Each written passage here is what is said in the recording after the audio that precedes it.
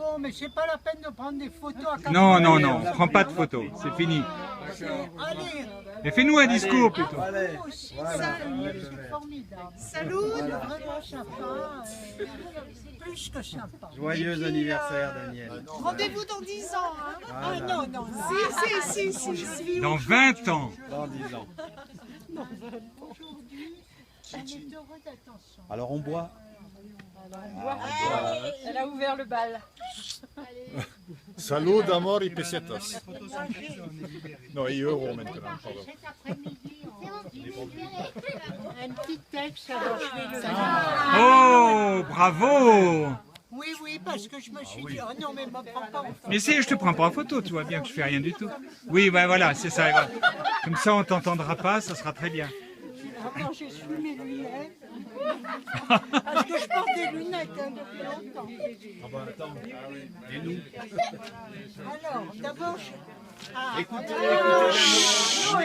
Noémie, mais enfin. je voulais d'abord vous dire merci à tous d'être venus pour m'aider à passer ce cap de mes 80 ans.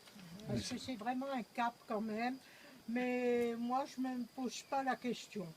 Si ce cap est difficile ou facile à passer, enfin je crois qu'il est difficile, mais On n'insistera pas. ce qui me donne du plaisir, c'est de continuer à vivre, et c'est ça le principal. Hein. Et puis tant que je vous reconnais aussi, en fait. Continuer à vivre. Vivre, c'est de pouvoir échanger avec un ou une autre, partager personnellement ou collectivement ce qui nous fait vivre.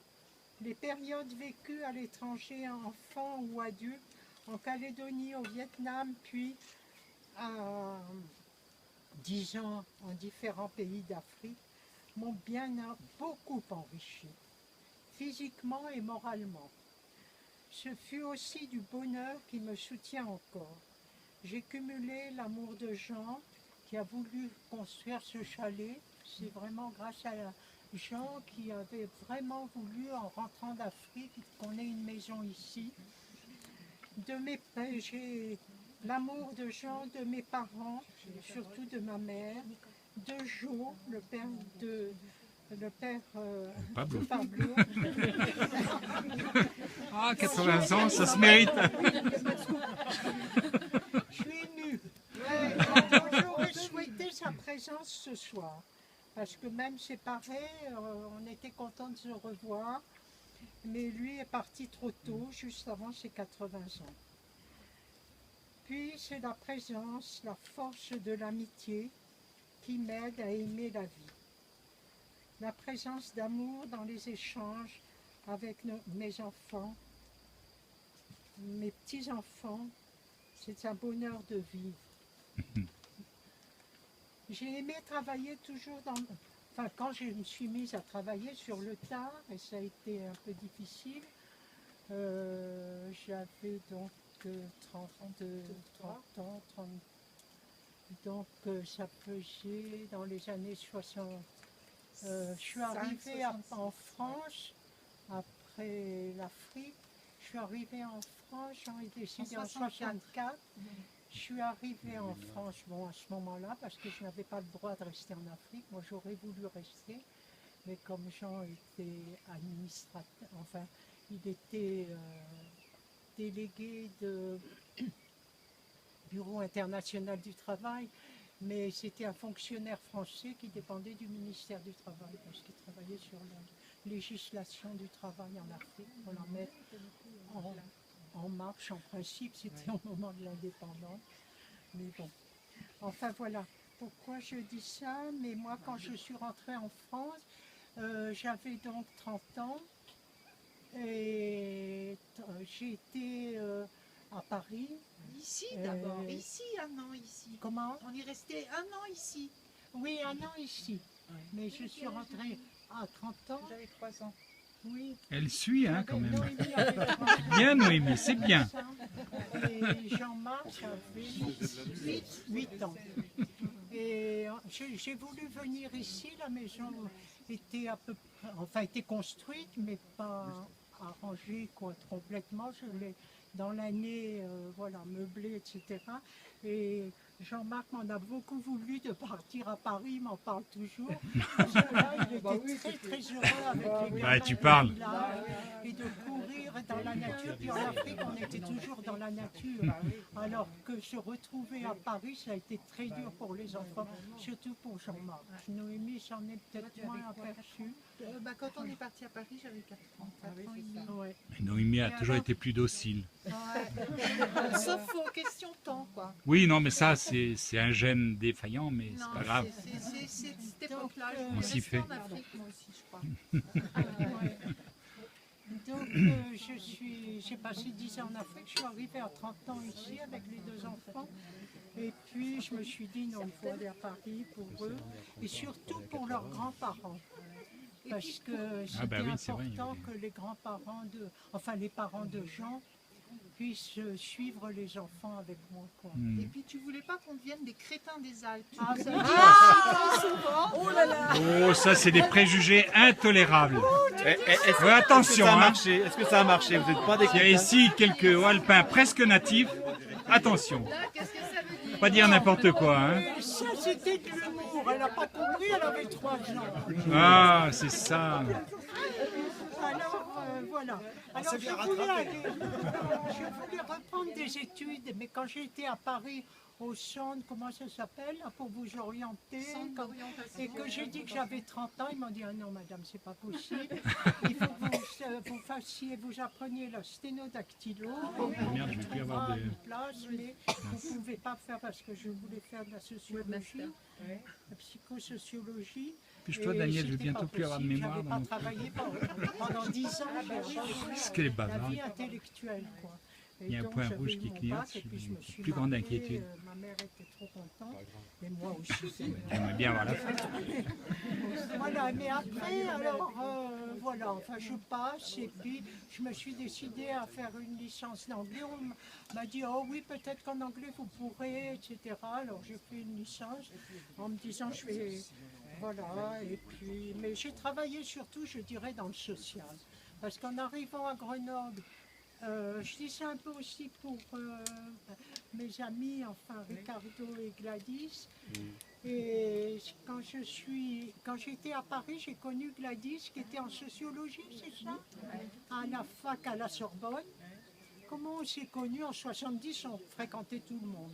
Avec les gens. N'importe qui. Coucher avec n'importe qui. Ouais. C'était les restes de 68, ça. Et Zaou et Léna. Oui, C'était le groupe de Georges. Non, mais ça s'appelait à Rue de l'époque. Pâté. Oui, c'est pas ça que je cherche. Le nom qu'on donnait pour pas aller à l'église, on se retrouvait en petits groupes. Communauté de base. Communauté de base. Tu as bien, et puis elle parle français. Il y en a qui sont plus jeunes que d'autres, hein, ils ont de la mémoire. Et alors, on s'est connus en communauté de base avec un prêtre qui était merveilleux, qui avait été chassé de Grenoble, justement. Alors que moi je ne connaissais pas Grenoble, mais il avait été chassé, Mollard, tes parents l'ont connu, et parce qu'il voulait travailler, c'est ça, je crois, il était prêtre ouvrier. Plus tard, parce que là j'ai deux mains prises. Alors. Et alors, Je me rattraperai tout à l'heure. dimanche, il nous préparait un repas à midi. J'emmenais Noémie et Jean-Marc, qui en avait un bon souvenir. Toi, tu étais petite, mais quand même. Super bien. Et voilà, et c'était très sympa. Et là, j'ai connu alors les latinos. Il arrivait de partout. C'était l'époque. Hein. Château au Pérou, alors là, on a fait À la Villeneuve. l'appartement. Oh, mais la France a toujours accueilli n'importe qui. Oui, c'est bien.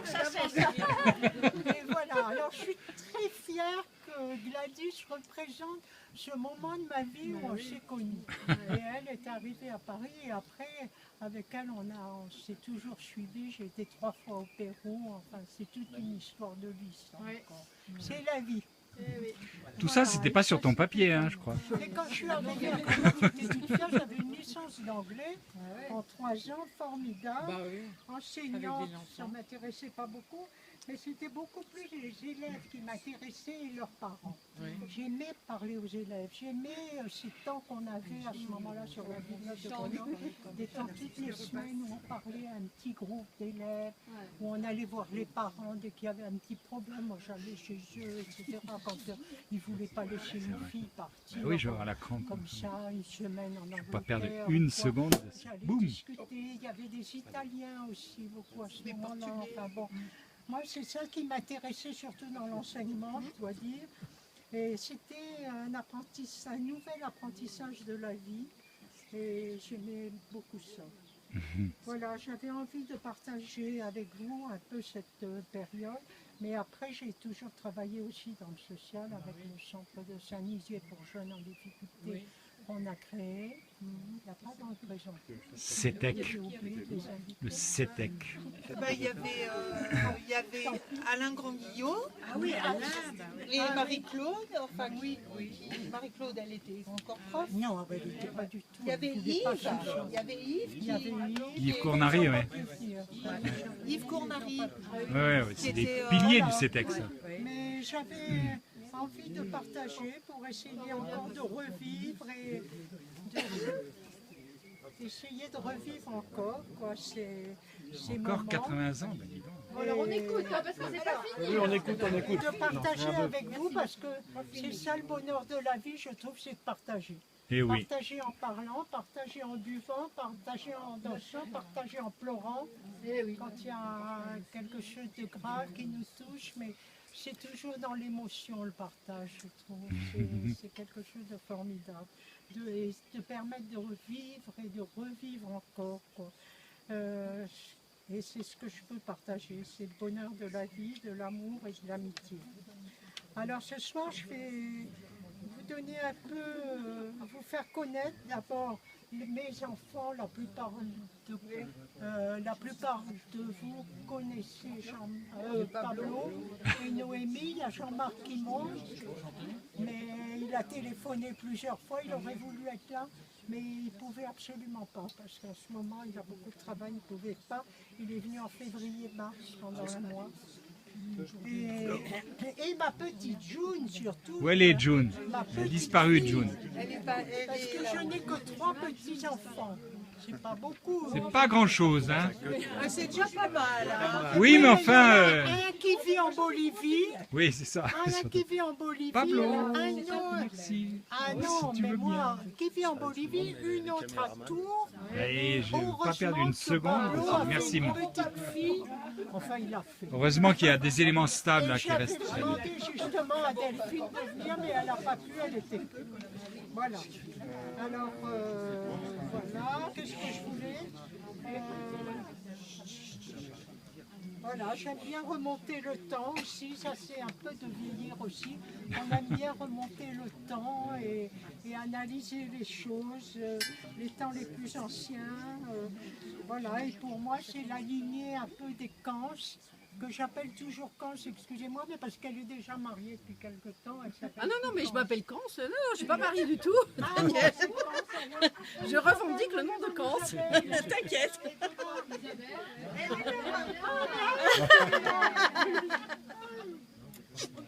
Alors, je l'ai connue toute petite, elle. Ou elle n'était pas née encore quand je le... Quand tu l'as connue, elle n'était pas née, ça c'est difficile. Quand j'ai connu leur mère, leurs parents. Ah bon, d'accord. Ça vit où tu À les as- Abidjan. Abidjan. Ah, c'est ça. On aimait beaucoup jouer au volley tous les dimanches. C'est la connexion africaine. Avec un groupe très sympathique.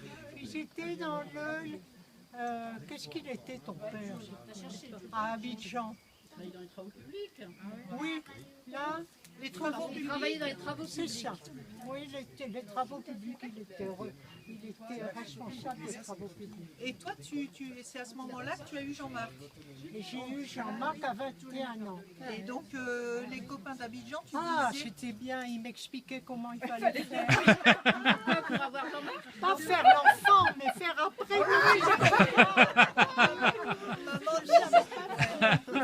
J'avais peur la nuit, est-ce qu'il pleure, pourquoi? Bon sein. Fallait mettre mettre des oreillers sur la tête et on les entend pas pleurer.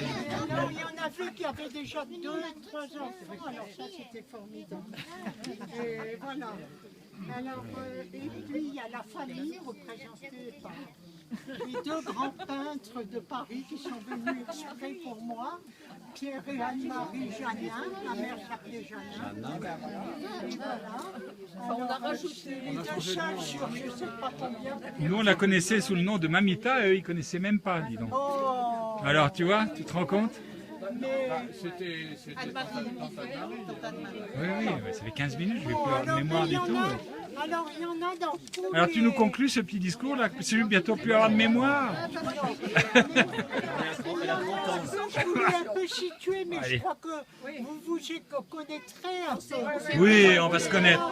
Ce jeune homme là, je l'ai Oui, c'est un connu petit jeune, plutôt ça. Dans la sphère de la spiritualité. Allez, oulala. C'est quelqu'un qui m'a donné du calme en moi. Allez, à ce De point-là, la paix en moi. comme vous faites, docteur. Avec les soucis, avec tout ça, c'est la vie. Mais la paix en soi, c'est le plus important. C'est lui. Alors, je Lui. te remercie beaucoup. Lui. La paix. La famille Braun, n'en parlant pas, elle est connue, archi connue à Grenoble. Oui, un connexion. Mais pour moi, c'était très important que tu la représentes.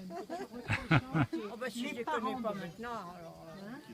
Et sur le plan politique, sur le plan humain, à tous les plans. Gracias a la vida que me amaba tanto, llamaba el sonido del abecedario con las palabras Ah bah, il danse plus, ça y est. Padre, amigo, hermano, y luz alumbrando la ruta del alma. Que estoy llamando.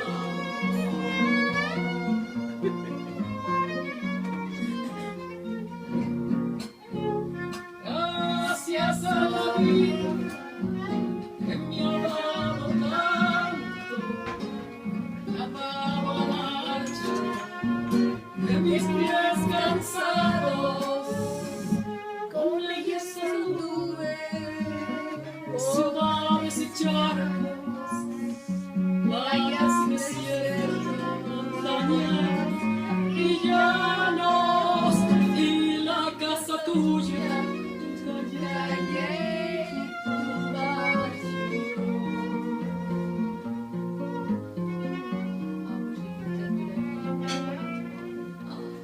Gracias a la vida que me ha dado tanto, me dio el corazón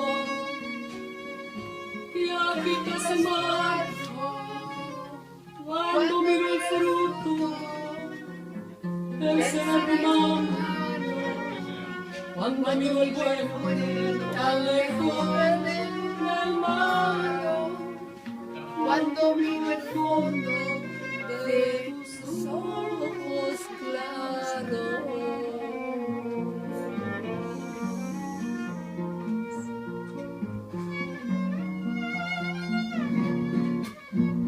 Gracias a la vida que me ha dado tanto, la risa y me ha dado el llanto. Si yo distingo dicho canto, los dos materiales que forman mi canto y el canto de ustedes que es